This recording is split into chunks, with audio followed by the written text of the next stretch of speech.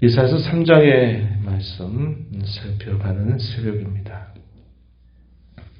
장차 임박하는 유다의 심판에 대하여서 예고하는 말씀이 주어지게 됩니다. 그 내용들이 3장 전체에서 쭉 소개가 되고 있는데, 무엇 때문에 그러한 심판이 예고가 되는가? 그들이 마땅히 의지해야 할 대상인 하나님을 의지하고 하나님을 의뢰하지 않으며 대신에 다른 것들을 의지하고 의뢰하기 때문이다. 그 이유를 설명해 줍니다. 2장 마지막 절, 우리 어제 읽었던 말씀 한번 보실까요? 2장 22절에 보면은 이렇게 말씀하죠. 너희는 인생을 의지하지 말라. 그의 호흡은 코에 있나니 새말 가치가 어디 있느냐. 너희는 인생을 의지하지 말라. 다른 성경에서 또 뭐라고 말합니까? 돌림이 없는 인생을 의지하지 말아라. 이렇게 말합니다. 의뢰의 대상, 신뢰의 대상, 오직 하나님 자신이어야 되는데 다른 대상들을 의지하는 것에 대해서 하나님이 무척이나 싫어하신다는 것을 우리에게 일깨워주죠. 그리고 3장에 접어들어서 그런 말씀을 하시는 겁니다. 1절 한번 보시면요. 보라, 주 만군의 여호와께서 예루살렘과 유다가 의뢰하며 의지하는 것을 제하여 버리실 것이다. 하나님이 장차 그렇게 하실 것이다 라고 예언하고 있는 겁니다. 의뢰한다, 의지한다 하는 말을 다른 번역에서 뭐라고 표현했냐면 공급한다, 또 후원한다 라는 사실로 표현을 했어요. 예루살렘과 유다가 공급하는 것, 그리고 또 공급하는 것과 후원하는 것, 그것을 제하여 버린다. 무엇을 의뢰하고 있지 않은가? 그것을 제하여 버리실 텐데, 어떠한 것들이 소개가 되냐면 구체적으로 그 내용들이 1절 하반절에서부터 소개가 됩니다. 무엇을 그들이 의뢰하고 의지하는가? 무엇을 그들의 공급으로 그들을 후원하는 것으로 여기는가? 설명하시기를, 모든 양식과 모든 물, 용사, 전사, 재판관, 선지자, 복술자, 장로, 3절 50부장, 귀인, 모사, 정교한 장인, 능란한 유술자, 이들을 의뢰하고 또 그들을 의지한다. 이러한 것들을 다 제하여 버리실 것이다. 이렇게 말합니다. 사람이 교만하면 어떤 생각합니까? 나는 아무 도움 필요 없다. 나는 스스로 다 내가 적당한 힘과 능력을 가지고 있다. 이런 생각을 하는 것은 교만이죠. 교만. 자기에게 아무런 부족함이 없다고 생각하는 겁니다. 자기가 가지고 있는 것, 자기가 또 처해져 있는 그 모든 상황에 대해서 나는 아무런 도움도 필요 없다. 나는 스스로 잘할 수 있다. 이런 생각. 교만한 생각이죠. 또 이런 생각을 할 수 있죠. 나는 부족하다. 나는 무엇인가 도움이 필요하다. 라는 생각을 할 때, 그때 또 스며드는 잘못된 부분들이 뭐냐면 하나님이 아닌 다른 것들을 계속 찾고 구해서 그것으로부터 마음의 안정과 도움과 공급을 삼으려고 하는 태도가 또 역시 잘못될 수 있다는 거예요. 교만한 것 하나님 무척 싫어하시는 겁니다. 자기 스스로 부족함이 없다고 생각하는 것 하나님 싫어하시고, 자기는 부족하다 생각하면서 그 부족함을 어디로부터 찾느냐? 다른 것들로부터. 먹고 마시고 입고 또 사람들의 권력을 가지고 있는 것들, 또 종교적인 어떤 도움, 이런 것들을 자신의 필요로 삼고 그것을 의지하고 바라는 그런 것들도 역시 잘못될 수 있다 하는 것을 보여주죠. 여기 묘사되고 있는 의례와 의지의 대상들 잘 살펴보면요. 군사적인 힘이죠. 왕이라면 이 군사적인 힘을 대단히 우려하게 되죠. 정치력입니다. 정치적. 그리고 종교적인 도움이죠. 여기 선지자, 복술자들이 등장하죠. 어떻게 보면 어떤 도움입니까? 자신들의 듣기 좋아하는 말들을 해주는 그러한 종교적인 도움, 그리고 경제적인 그런 도움, 이런 것들을 의지하고 또 이것들을 의뢰한다는 겁니다. 하나님을 의뢰하는 그 자리로 그러한 것들을 대신 채우고 있는 당시에 하나님 백성들이 들에 대해서 그들이 의지하는 모든 것들을 다 제하여 버리겠다, 이렇게 말씀하고 계신 것입니다. 어떠한 일들이 있겠는가? 그들이 의지하는 것들은 다 제해버리실 것이고 또 그들에게 있어서 여러 많은 혼란들이 그들을 어렵게 할 것이다. 혼란을 벗어나고 안정을 꾀하기 위해서 그들이 그토록 필요한 것들을 의지하는데 도리어 상황은 그와 반대가 될 것이다. 정치적인 혼란들 계속될 것을 예고하고 있습니다. 4절 말씀에 보면 소년들을 그들의 고관으로 삼으실 것이다. 아이들이 그들을 다스리게 하실 것이다. 정치적인 역량과 준비가 없는 그러한 자들이 권력을 얻게 되면서 나라가 혼란스럽게 될 것이다. 그것을 하나님이 그렇게 하실 것이다. 이렇게 말씀하고 계시죠. 6절, 7절에 가서 보면 그때가 되면 통치자가 되어서 고치는 자 되기를 싫어하고 피할 것이다. 왕이 되고 권력자가 돼서 권력을 누리고 칭송을 받고 잘 되면 좋을 것인데 사회가 혼란하고 어려워지게 되면 그 사람에게 모든 책임을 맡기고 우리를 살려내라, 우리를 건져내라 할 것인데 그때부터는 통치자 되기를 싫어할 것이다. 나는 그러한 자가 되지 않을 거다. 이렇게 나오게 될 것이다. 이렇게 반응하게 될 것을 말씀하는 겁니다. 그러겠죠. 정치적으로 나라가 계속 어렵고 힘들고 그럴 때 왕이 된다는 건 뭐예요? 그 모든 책임을 끌어안는다는 거예요. 그것을 기피할 것이다. 한 겁니다. 평상시에는 그 권력 잡으려고 그렇게 아둥바둥 애를 쓰고 모든 수단들을 다 강구해서 그렇게 할 것이지만 이런 혼란이 닥치게 될 때는 오히려 반대 현상이 나타나게 될 것이다. 이렇게 말씀하셔요. 5절 가서 보시면 백성이 서로 학대하고 각기 이웃을 잔해하며 아이가 노인에게 비천한 자가 존귀한 자에게 교만할 것이다. 사회가 온통 뒤죽박죽이 되어버릴 것이다.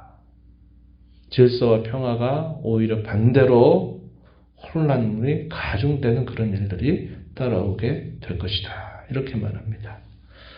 이러한 상황은 뭘 우리에게 그려주겠어요? 왕이 다스릴 때마다 그 왕이 잘못하게 되면서 이런저런 어려움을 겪게 된 일들로부터 이러한 내용들이 감지가 되겠죠. 그리고 이러한 일들이 궁극적으로 이루어지게 된 때는 언제였습니까? 결국 북이스라엘 나라가 패망을 당하게 되는 순간, 그리고 시간열로 남유다가 패망을 당하게 되는 순간 이러한 일이 그대로 일어나게 된 것을 우리는 알게 되죠. 이러한 일들이 왜 예고가 되는가? 8절 가서 보시면 그 원인에 대해서 이런 말씀을 해주십니다. 예루살렘이 멸망하였고 유다가 엎드러졌음은 그러한 일이 결국 닥치게 된 그 이유는 그들의 언어와 행위가 여호와를 거역하고 그의 영광의 눈을 범하였기 때문이다. 이렇게 표현을 했습니다.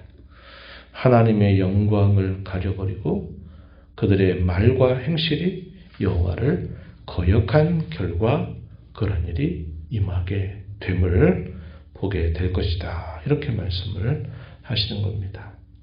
결국 그들의 그러한 범죄 행위들이 이러한 재앙을 스스로 자초하게 된 결과가 될 것이다. 이렇게 말씀을 해주고 있습니다. 이러한 상황이 닥쳐오게 될 것을 그들이 알지 않는 거죠. 알려고 하지 않고 회개하지 않으려고 하는 이 뻔뻔스러운 모습이 마치 그 옛날 소돔과 같다. 이런 말씀을 하십니다. 9절 말씀 한번 가서 보시면은 뭐라고 말합니까? 그들의 안색이 불리하게 증거하며 그들의 죄를 말해주고 숨기지 못함이 소돔과 같다. 소돔, 그 옛날 유황과 불비로 심판받았던 그 도시, 죄악을 뻔뻔하게 지으면서도 그걸 죄로 여기지 않는 그러한 모습이 팽배해져 있었던 그 도시처럼 이 유다 백성들에게서 그런 모습이 나타나고 있다 하는 것을 말해주고 있습니다.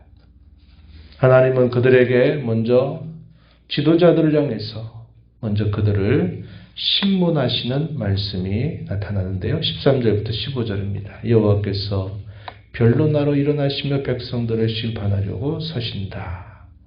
여호와께서 자기 백성의 장로들과 고관들을 신문하러 오실 것이다. 이렇게 말합니다. 16절 이하에 가게 되면 여호와께서 또 말씀하시되 시온의 딸들이 교만하여 느린 목 정을 통하는 눈으로 다님이 아기작거려 걸으며 발로는 쟁쟁한 소리를 낸다. 이렇게 말씀하시는데 여기 시온의 딸들, 시온의 딸들이 대단히 교만하다 이렇게 표현되어 있는데요. 추정하기로는 이 타락한 지도자들의 아내, 일반 백성들은 어려움과 가난 가운데 있으면서도 그들의 것을 강제적으로 착취해서 부를 누리는 그런 지도자들의 아내들, 이렇게 볼 수 있는 인물들이에요.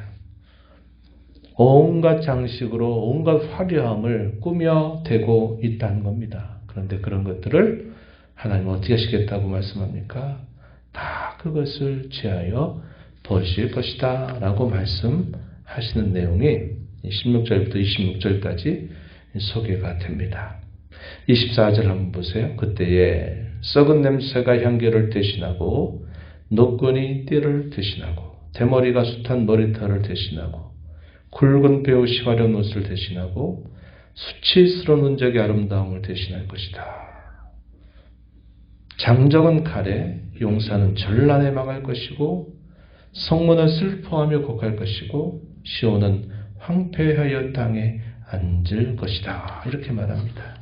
이게 어떤 모습을 보여줘요? 역시 아까 나눴던 말씀처럼 이방 나라에 의해서 패망을 당해서 포로로 끌려가고 온갖 수치와 조롱을 당하게 되는 그런 일들을 우리에게 보여주고 있는 거예요.